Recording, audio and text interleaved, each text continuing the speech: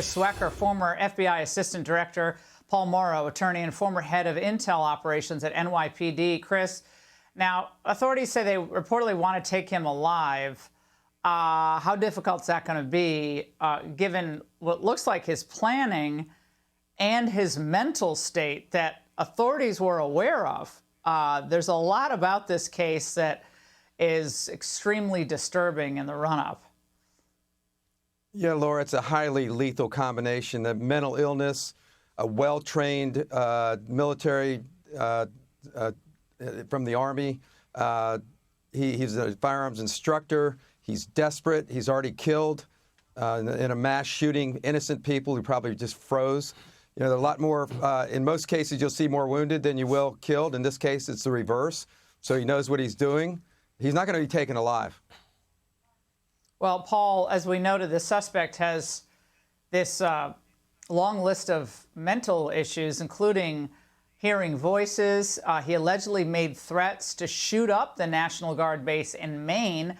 And according to the AP, he was committed to a mental health facility in July after acting very erratically while he was at West Point, where he was training cadets. One of his unit mates described him as one of the best riflemen that in the entire unit. So this is, again, a former head of NYPD.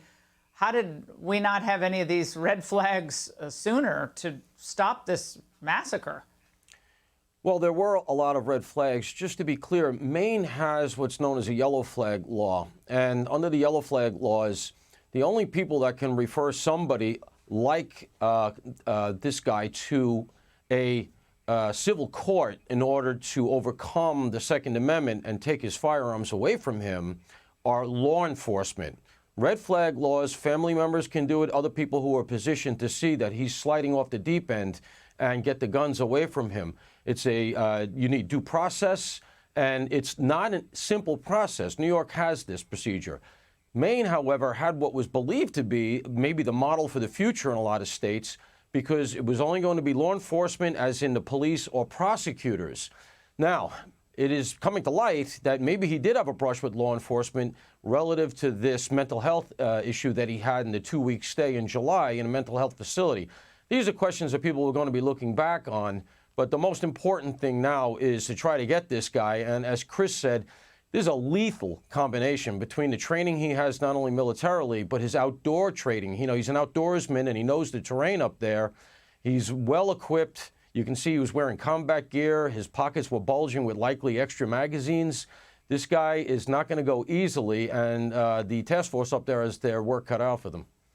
Now, Chris, given the fact that we know he was involved in advanced planning for these horrific murders that took place and also hiding places, how dangerous is it for the authorities searching for him? I mean, someone like him, if he's hearing voices, you could see he would turn himself into a sniper against the police and other law enforcement in search of him.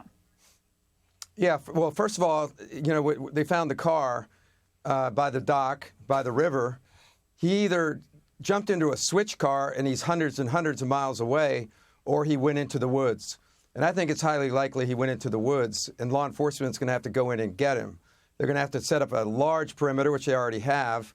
And, of course, they got aerial assets. But like Eric Rudolph, the Olympic bomber, he knows the area better than the authorities. He hunts in that area. It's likely he prepositioned hideouts throughout the area with ammunition as well, supplies. And law enforcement's going to have to go in and get him. And as you say, he had the advantage. Eric Rudolph later said he would hide in the woods and law enforcement would come within 10, 15 yards of him, never saw him. So he could pick officers off if they're not careful. It's going to have to be a tactical operation over a huge area. And it may take a long time, which means resources eventually start melting away. So I think I think he's in the woods somewhere. People go like this, go where they're familiar, and I don't see him meandering around the country in a car. Now, Paul, do you agree with that? I assume, you know, they have dogs on premises. They're drawing down at the various locations where they know he has affiliations with certain properties. Tell us what that means. So, you know, there's this reporting that some flashbangs were heard. You use the flashbangs to do dynamic entries, generally for a couple of reasons. Number one, if you think you might be walking into some booby traps. So they may have been concerned about that. You also do it to flush out the suspect. Another reason is to stun any animals, usually a dog. It doesn't hurt the dog. The idea is to do this humanely. The dog is stunned, and then you can corral him in a humane way. So they're hitting his locations. Apparently, the family has a number of properties. They want to make sure he's not in there. My understanding is that they're drawing down from there up in Maine right now. So it looks like that might have been an empty well. So I think I would have to agree, if we had to make a call right now, I think he's going to go to what's familiar. We know he's an outdoorsman. We know he'd become increasingly paranoid. The reporting is that he's been losing his hearing, and that he's been hearing these voices more or less at the same time, contemporaneous with losing his hearing. And some of the reporting now that's coming out is that the voices he was hearing, he was contending to relatives, were people at the two locations that he went shooting at. He heard in his head people talking about him. So I think you get somebody here, you're starting to see an image of somebody who's increasingly isolated, somebody who's hearing things that nobody else is hearing. He's got an edge against the world. This doesn't strike me as somebody that's very sophisticated, that's going to start going all over the country. You know, they'd be tracking his credit cards. Obviously, if his phone goes on, they're going to hit that. I think he's likely in the woods, places that he's familiar with, and that turns this thing almost into a military operation. Well, he might have a police scanner. We'll learn about this as the night, and let's hope it's quick.